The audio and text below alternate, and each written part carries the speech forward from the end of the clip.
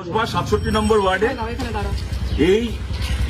এই এলাকায় যেখানে এখন আমরা দাঁড়িয়ে আছি, লাহার মাঠ, এটাকে লাহার মাঠ বলে, একদম কসবা যে পুরনো থানা বাস স্ট্যান্ড তার ঠিক পেছনে 4 তারিখ ভোটের যখন কাউন্টিং হচ্ছে বিকেলের দিকে 3:30 4টে নাগাদ, যখন ভোটের ফলাফল বেরিয়ে গেছে, কে হারবে কে জিতবে ঘোষণা হয়ে গেছে, তখন এখানে তথাকথিত একটা বিজয় মিছিল বেরোয় গেরুয়া আবির মেখে, এবং এখানে একটা 21 বছরের ছেলে অর্ঘ্য দাস পুরো নাম, জীবনে কোনোদিন কারো সাথে পাশে থাকেনি, কোনোদিন সিপিএমও করেনি, তৃণমূলও করেনি, কংগ্রেস বিজেপি কোনো দল করেনি, মামার বাড়িতে মানুষ ছোটবেলা থেকে, মামা মামির কাছে মানুষ, একটা বাচ্চা ছেলে 21 বছর বয়স, তাকে সহ এখানকার 4 জনকে সেই তথাকথিত বিজয় মিছিল থেকে ছুরি দিয়ে স্ট্যাপ করা হয়, ছুরি দিয়ে মারা হয়। তাদের মধ্যে 2 জন খুব সিরিয়াসলি ইনজিওর্ড, কিন্তু হাসপাতালে ভর্তি হতে হয় না, তাদের চিকিৎসা করে তারা বাড়ি ফেরে। 2 জনকে হাসপাতালে ভর্তি করতে হয়, একজন এখনো অব্দি 3 জনকে হাসপাতালে, 3 জনকে হাসপাতালে ভর্তি করতে হয়, একজন বাড়ি আসে, 3 জনকে হাসপাতালে ভর্তি করতে হয়। তাদের মধ্যে 2 জন এখনো পর্যন্ত মৃত্যুর সঙ্গে লড়াই করছে, আর একজন আজকে মৃত্যুর সঙ্গে লড়াইতে হেরে গেছে, অর্ঘ্য দাস। ছেলেটা একটা 21 বছরের ছেলে, একটু আগে খবর এলো 4 তারিখ বিজয় মিছিল থেকে যাকে ছুরি মারা হয়েছিল ছেলেটা মারা গেছে।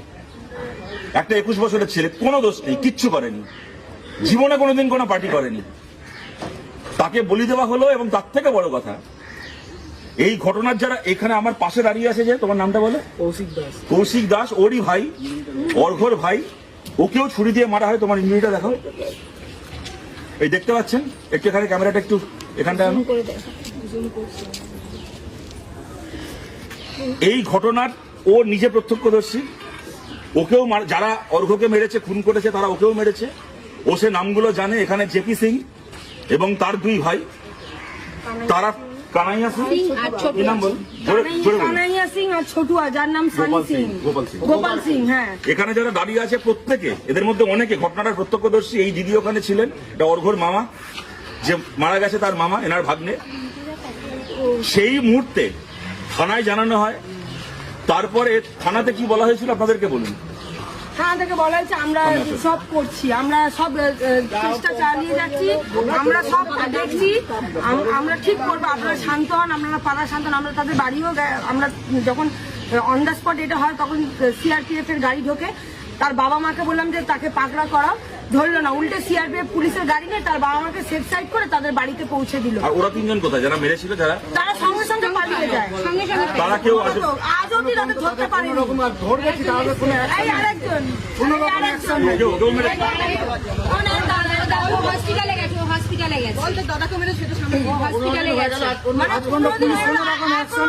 কোনো সাহায্য করেনি পুলিশ, আমাদের কাছে লাঠিচার্জ করেছে। উল্টে পুলিশ আমরা যখন এই মারা গেছে, আমাদের ভাগনা যখন হসপিটালে ভর্তি, আমরা যখন এই নিয়ে প্রতিবাদ করছি, আমার দাদাকেও এসে মেরেছে। আমার দাদা তো হসপিটালে ভর্তি ছিল, ওরও কন্ডিশন খারাপ ছিল। মারা গেছে দাদা, শতরূপদা মারা গেছে। ওনার ছেলে জীবনে কারো সাথে পাশে থাকেননি, একটা খেলাধুলো নিয়ে থাকতো, হই হুল্লোড় আনন্দ করে থাকতো একটা ছেলে, 21 বছরের একটা ছেলে, এই মায়ের কোলটা খালি করে দিয়েছে। আমাদের বিচার চাই, আপনার নাম কি? 3 জনের শাস্তি চাই। পম্পা দাস, অর্ঘ্যর মা, এনার কোলটা খালি করে দিয়েছে। পুলিশ 15 দিন ধরে কিরকম তদন্ত করছে আপনাদেরকে দেখাচ্ছি। যারা খুন করেছে এরা প্রত্যেকে তাদেরকে চেনে, এদের চোখের সামনে ঘটনাটা ঘটেছে দিনে দুপুরে।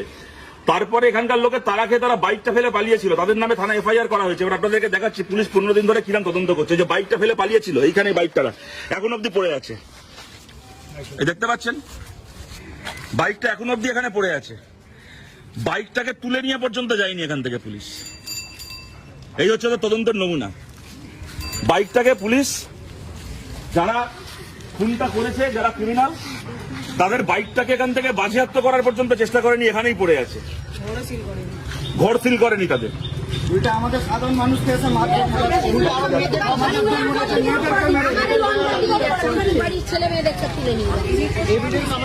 পুলিশ এসে মেয়েদের তুলে গেছে।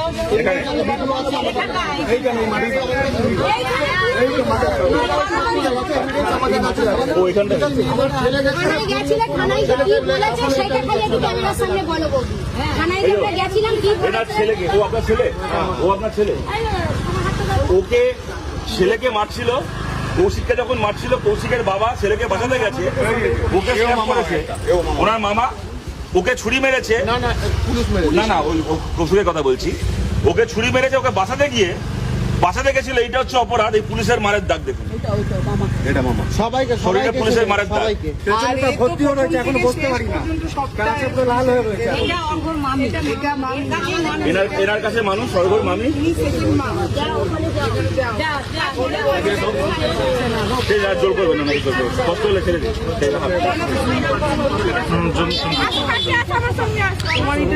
এবার আপনাদের কাছে একটাই কথা বলছি, এটাকে আমরা ছাড়বো না, এটাকে আমরা ছাড়বো না। এতদিন ধরে পুলিশ কি করলো? আমরা একটা পুলিশ কি করেছে? পুলিশ কি করেছে? যতদিন ধরে পুলিশ কি করেছে? আমরা বারবার যাচ্ছি, পুরো পুলিশের উপর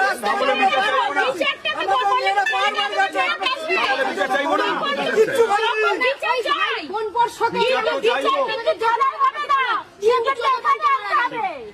বিচার আমরা করবো।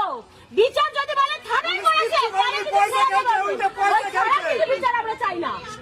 ওই বিচার আপনাদের একটা কথা খালি বলছি, আপনাদের কাছে একটা কথা, তখন যখন ঘরে কথা হচ্ছিল,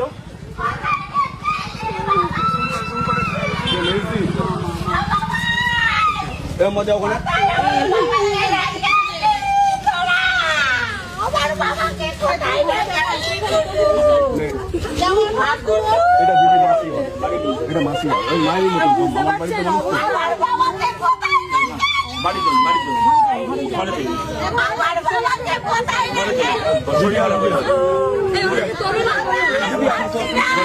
ঘরে চলুন, ঘরে চলুন। আমার বাবাকে কোথায়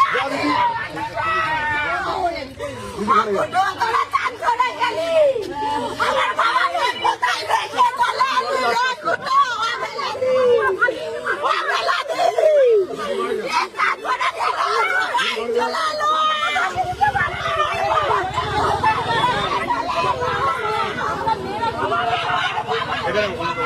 একটু উনি কি বলছেন, উনিও ছিলেন। পুলিশ ধমকি দিয়েছে, বলছে আপনার কাছে তুলে নিয়ে যাচ্ছি।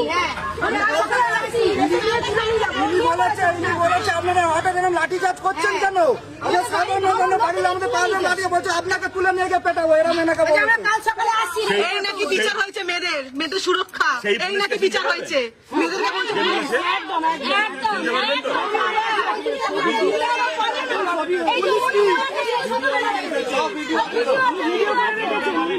মেয়ে মালটা কোথায়? কালকে ওনাকে এসে তুলে মেয়ে মাল, এটা মাল, আমরা মাল। পুলিশের ভাষা, কক্সবাজার পুলিশের ভাষা, কক্সবাজার পুলিশের ভাষা, কক্সবাজার পুলিশ পুরো পয়সা খেয়ে আছে। চলে যাবো, আমার খেয়া বলছে যেতে তোমার কাছে ভিডিওটা আছে? সব আছে, অনেকের কাছে আছে। পুলিশ থেকে দেখা যাচ্ছে সেই ভিডিওতে। আমরা বলছি এইটাকে আমরা ছাড়বো না, কিন্তু আপনাদের কাছে আবেদন করছি, এবার 10 রকমের এই জেপি সিং, কি পুরো নাম কি জেপি সিং এর? জিতেন্দ্র প্রসাদ সিং, ওর দুই ভাই কানাইয়া সিং, গোপাল সিং, জিতেন্দ্র প্রসাদ সিং, কানাইয়া সিং, এই তিনজন মিলে যে অর্ঘ্য দাসকে খুন করেছে, কৌশিক থেকে শুরু করে বাকি এই ছেলেগুলোকে খুন করার চেষ্টা করেছে। টোটাল 4 জনকে ছুরি দিয়ে খুন করার চেষ্টা করেছে, এবং মহিলাদের উপর তারপরে পুলিশ এই যে অত্যাচার করেছে, যে দালালি করেছে। আপনাদের কাছে বলছি, অনেক রকম চাপ আসবে, পুলিশের চাপ, টাকা পয়সার চাপ, আর সবচেয়ে বড় চাপ হচ্ছে ওই যারা, যে ছেলেটা চলে গেল সে তো আর ফিরবে না, বাকি 3 জনের জন্য চাকরির ব্যবস্থা করছি, তোমাদেরকেই টাকা দিচ্ছি, মিটমাট করে নাও। আপনাদেরকে বলছি,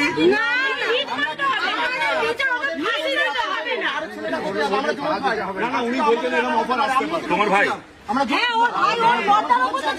আমি লুকিয়ে আছি, আমি তো কোনো জায়গায় থাকি না।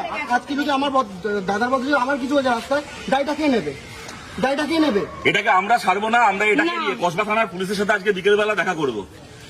কিন্তু তারপরও দেখুন, শুভেন্দু অধিকারীর পিএকে যদি অযোধ্যা থেকে, তার পিএর খুনিদেরকে যদি অযোধ্যা থেকে ধরে আনা যায়, তাহলে শুভেন্দু অধিকারীর পিএর খুনিদেরকে পুলিশ উত্তরপ্রদেশ অযোধ্যা থেকে ধরে এনেছে, ঠিক করেছে, করাই উচিত।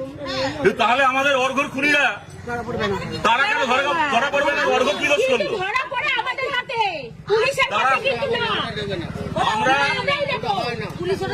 আমরা বলছি এই পুলিশের বিরুদ্ধে যদি আমরা পুলিশকে আবার সময় দিচ্ছি, আজকে সকালবেলা পর্যন্ত ঘটনাটা অ্যাটেম্প টু মার্ডারের ছিল, আজকে ওটা অ্যাটেম্প টু মার্ডার নয়, ওটা মার্ডার।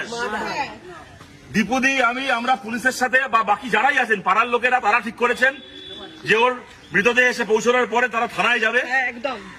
কিন্তু পুলিশকেও বলছি যদি ক্রিমিনালদেরকে গ্রেপ্তার এবার না করা হয়েছে, ইতিমধ্যে 14-15 দিন কেটে গেছে, 72 ঘন্টার মধ্যে ক্রিমিনালরা যে পাতালে লুকিয়ে থাকুক, পুলিশ আসলো না, উল্টে যদি না ধরা হয়েছে তাহলে ওই পুলিশের বিরুদ্ধে বলে রাখছি, ওই পুলিশের বিরুদ্ধে হাইকোর্টে রিট করে ওই পুলিশকে হাইকোর্টে নিয়ে গিয়ে ওর গায়ের উর্দি খোলাবো, পুলিশের গায়ের উর্দি খোলাবো।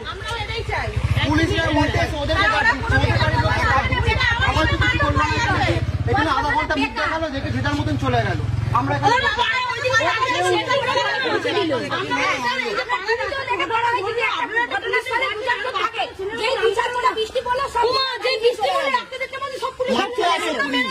আজকে সকালবেলা ছেলেটা মারা গেছে, এইটা শোনার পরও আজকে এখন 2.5-3 ঘন্টা হয়ে গেছে ছেলেটা মারা গেছে, এখন অব্দি পুলিশ এখানে নেই।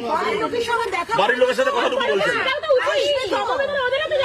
যারা খুন করেছে তাদের বাড়ি এখানে, তারা বাড়িতে আছে কিনা খোঁজ নেওয়ার জন্য, এটা অ্যাটেম্প টু মার্ডার ছিল, এখন মার্ডার হয়ে গেছে। তারপর সেই খুনিদেরকে খোঁজার জন্য এখনো তাদের বাড়িতে পুলিশ অব্দি আসেনি, বাইকটা এখন এখানে পড়ে আছে। আপনারা দেখতে পাচ্ছেন পুলিশের চেহারা, পুলিশের চরিত্র কি। তাই আমরা বলছি আজকে বিকেলবেলা পুলিশের সঙ্গে থানায় দেখা হবে, 72 ঘন্টার মধ্যে এই জেপি সিংরা গ্রেপ্তার না হলে পুলিশের সঙ্গে কোর্টে দেখা হবে।